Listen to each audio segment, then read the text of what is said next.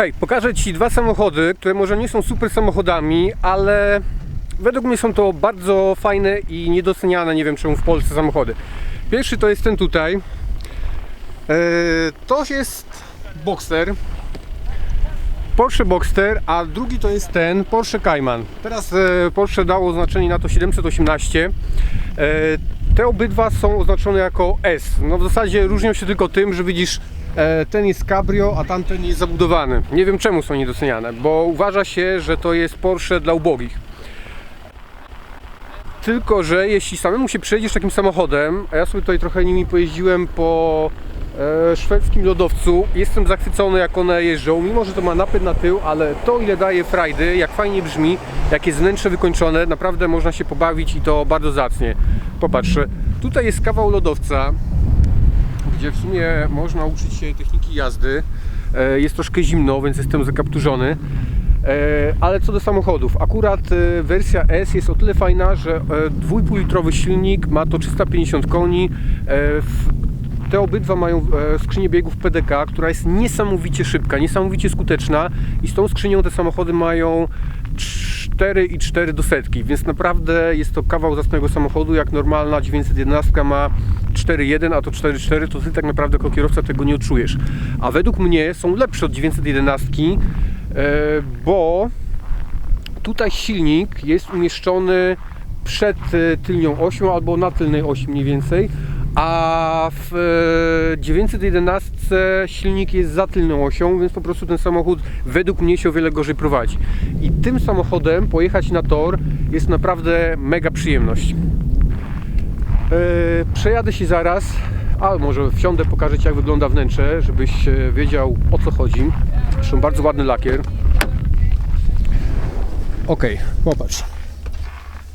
To jest Cayman. Bardzo ładna kierownica. Tu jest, widzisz, PDK. Wnętrze w zasadzie jest takie samo jak według mnie. Ja tutaj nie widzę różnicy do 911 z przodu.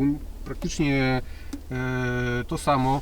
Możliwość regulacji zawieszenia, wyłączenie trakcji, podnoszenie spoilera. Bardzo sympatyczny.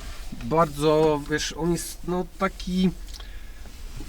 Widać, że nie jest to Volkswagen, tak? Czuć, że jest to po prostu bardzo fajny samochód. Bagażnika tutaj za dużo nie ma, ale widoczność jest bardzo fajna. Wentylowane siedzenia. Idziemy do tego.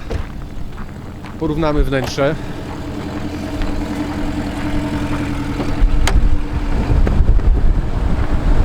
Widzisz? To jest różnica w tym napisie między tymi samochodami. A w środku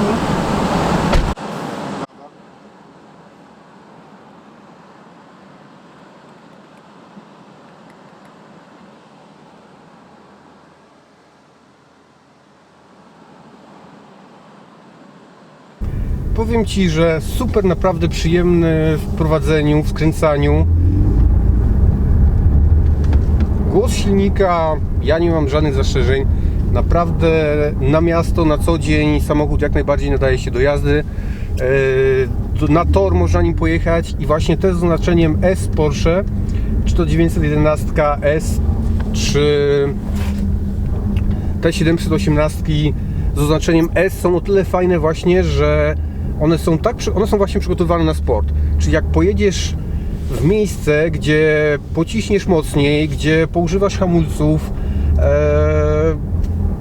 przygrzejesz go mocniej i nic się nie stanie, bo jakbyś wziął do takich zabaw zwykłe Porsche bez S-ki, no to niestety byłoby różnie.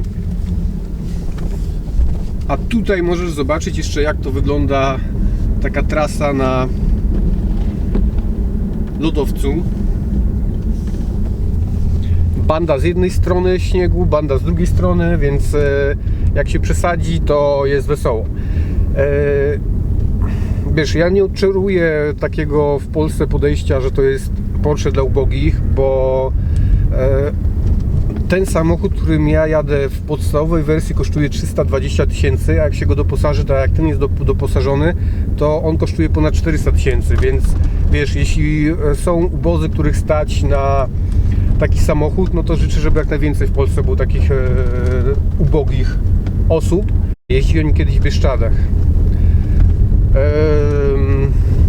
wiesz, ja ogólnie lubię czteronapędówki, ja się czuję doskonale w czteronapędówkach, ale tym jak się pojeździ jeden dzień, przejdziesz 300 km, to jesteś w stanie sobie poradzić bez problemu z tym, że to jest tylny napęd, się do tego przyzwyczaić. Jak jeszcze pojedziesz na taką imprezę jak tutaj, popatrz zresztą jak to w ogóle niesamowicie wygląda, jak tutaj jest banda śniegu z jednej i z drugiej strony.